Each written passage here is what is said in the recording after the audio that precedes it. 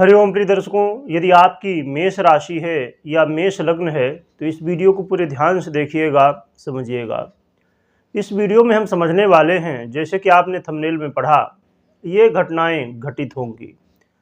प्रिय दर्शकों, वो कौन सी घटनाएं हैं जो आपके साथ अब घटित होने वाली हैं। 14 मार्च को सूर्य का राशि परिवर्तन होने जा रहा है। सूर्य 14 मार्च को मीन राशि में प्रवेश कर जाएंगे और मीन राशि में गोचर करते हुए आपके जीवन में क्या प्रभाव डालने वाले हैं, ये सब हम जानेंगे। क्या पॉजिटिव प्रभाव डालेंगे, क्या आपको शुभ परिणाम मिलेंगे और कौन सी सावधानी रखनी है, क्या उपाय करने हैं, ये सब हम जानेंगे। तो प्रिय दर्शकों, आपके जीवन में सूर्य आपके पंचमेश से हैं, कारक ग्रह हैं और आपके व्यय भाव में गोचर करेंगे और व्यय भाव में गोचर करते हुए सीधी दृष्टि आपके षष्ठम भाव में डालने वाले हैं। तो प्रिय दर्शकों, जो लोग विदेश से जुड़े हुए हैं या आप विदेश यात्रा करना चाहते हैं तो विदेश यात्रा करने का मौका इस समय आपको मिलने वाला है। और कोर्ट कचहरी के मामलों में यदि आप फंसे हुए थे अभी तक, तो इन क्षेत्रों में आपको सफलता देखने को मिलने वाली है। हम यहाँ पर प्रिय दर्शकों खाली सूर्य मीन राशि में गोचर कर रहे हैं, इसका प्रभाव हम समझ रहे हैं। और अब जैसे देखा जाए तो बुध भी यहाँ पर आने वाले हैं मीन राशि में, राहु पहले से विराजमान है। तो इन सब के लिए आप एक सीरीज जो हमारी महीने की होती है उसमें समझ सकते हैं। तो सभी ग्रहों का 9 के 9 ग्रहों के बारे में बताया गया है, जिसका टाइटल है ब्रह्मांड में बड़ी हलचल। उसे भी आप देख सकते हैं यदि आपने नहीं देखा। तो प्रिय दर्शकों, सूर्य विदेश यात्रा करने के लिए आपको सपोर्ट करने वाले हैं, या विदेश से जुड़ा हुआ आपका व्यापार है, या आप जहां पर जॉब करते हैं, नौकरी करते हैं, तो यदि वो कहीं ना कहीं व्यापार हो या नौकरी हो तो वो कहीं ना कहीं कनेक्ट है विदेश से, या आपका ऐसा काम है कि विदेश आना जाना होता है, तो विदेश से संबंधित कामों में आपको लाभ मिलने वाला है।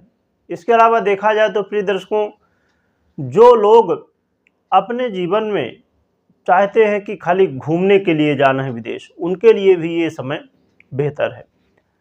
अब प्रिय दर्शकों, ये समय विद्यार्थियों के लिए बहुत अच्छा है, क्योंकि विद्यार्थी जो पढ़ाई करना चाहते हैं बाहर जाके, विदेश जाके, उनके लिए भी ये पढ़ाई के लिए एक अच्छा मौका मिलने वाला है।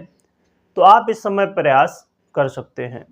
साथ में देखा जाए तो प्रिय दर्शकों, आप अपने जीवन में यदि संतान को लेकर चिंतित थे तो संतान के प्रति जो चिंता है अब वो दूर होने वाली है।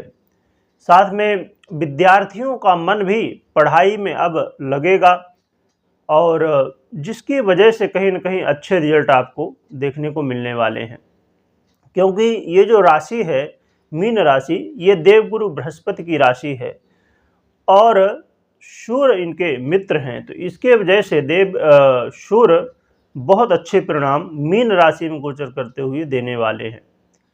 साथ में देखा जाए तो प्रिय दर्शकों, आपको आरोग्यता की प्राप्ति भी होने वाली है। यदि रोग बाधाओं से आप पीड़ित थे तो इस समय आरोग्यता की प्राप्ति आपको होने वाली है। साथ में देखा जाए तो इस समय आपको कर्ज से भी मुक्ति के मार्ग मिलेंगे और शत्रु बाधा से भी मुक्ति मिलने वाली है।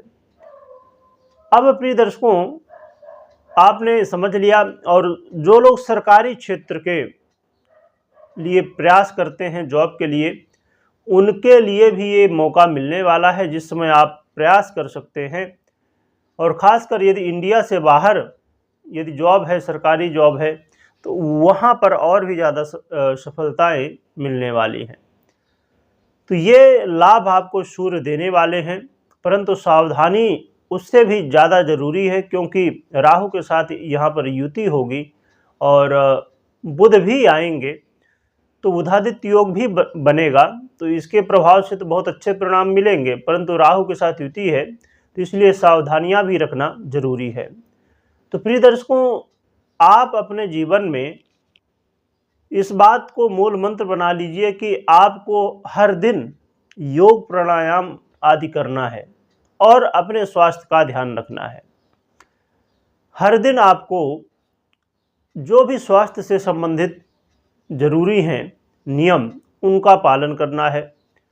और दूसरी बात, बेवजह के खर्च से बचना होगा। इस समय संभावनाएं बढ़ने वाली हैं कि बेवजह खर्च हो सकते हैं, बिना कारण के खर्च हो सकते हैं, तो आपको खर्च से बचना होगा। इसके अलावा देखा जाए तो प्रिय दर्शकों, आपको बहुत ज़्यादा टेंशन नहीं लेना है। यानी कि कोई भी आप काम कर रहे हैं तो एक साथ 4 काम ना करें। एक आपने काम किया, फिर दूसरा किया, फिर तीसरा किया, इस तरह क्रम से एक साथ काम करने की कोशिश करेंगे तो इससे मानसिक टेंशन बढ़ सकता है।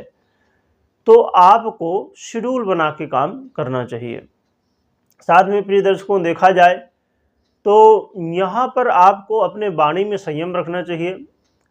किसी को कुछ कहने से पहले बहुत ये सोचना होगा कि अभी तो ठीक है, पर आगे चल के फ्यूचर में क्या इसका परिणाम मिलेगा। इन बातों को ध्यान रखते हुए आपको कुछ भी बोलना है। तो यदि इस बात का ध्यान रखेंगे तो आपके लिए बेहतर रहेगा। साथ में प्रिय दर्शकों, इस बात का भी ध्यान रखिए कि कोई भी काम आप कर रहे हैं उसे सही तरीके से करिए, अनलीगल तरीके से नहीं करना है। जो भी नियम है, कानून है, उनके हिसाब से काम करना है, सही मार्ग से चल के काम करना है और भ्रमित नहीं होना है। आपको कन्फ्यूजन में नहीं पड़ना है, क्योंकि इस समय कन्फ्यूजन की स्थिति बन सकती है, मैं क्या करूं क्या ना करूं, ऐसा वैसा। इसकी वजह से फिर कई बार क्या होता है कि हम सही निर्णय यदि नहीं ले पाते हैं तो फिर समस्याएं हो जाती हैं। तो आपको इन बातों का ध्यान रखना है। अब प्रिय दर्शकों, हम उपाय जान लेते हैं। तो उपाय के रूप में आपको एक तो भुवन भास्कर को अर्घ देना, सूर्य भगवान को अर्घ देना है। अर्घ के लिए आपको ताम का लोटा लेना है, उसमें जल डालना है, थोड़ा सा रोली, थोड़ा सा चावल और लाल फूल, ये डाल के 3 बार सूर्य भगवान को अर्घ देना है। गायत्री मंत्र से दे सकते हैं या जो भी मंत्र सूर्य का बनता हो उससे दे सकते हैं। और अर्घ देने के अलावा आपको हनुमान जी की आराधना करनी है। हनुमान जी की आराधना करने से आपके जीवन में जो समस्याएं हैं वो दूर होंगी। हनुमान चालीसा का कम से कम 1 पाठ और ज़्यादा जितना आप कर सकते हैं। और शनिवार हनुमान जी का दर्शन करिए और हनुमान जी का आशीर्वाद लीजिए। और यदि संभव हो तो हनुमान जी को सिंदूर भी चढ़ा सकते हैं शनिवार को, जिससे और भी ज़्यादा लाभ आपको मिलने वाले हैं। तो प्रिय दर्शकों, ये महत्वपूर्ण परिवर्तन का प्रभाव है जो कि मेष राशि वालों को मिलने वाला है। और कमेंट में जय सूर्यदेव लिखिएगा और लिखने के साथ स्मरण भी करिएगा। वीडियो देखने के लिए बहुत बहुत धन्यवाद।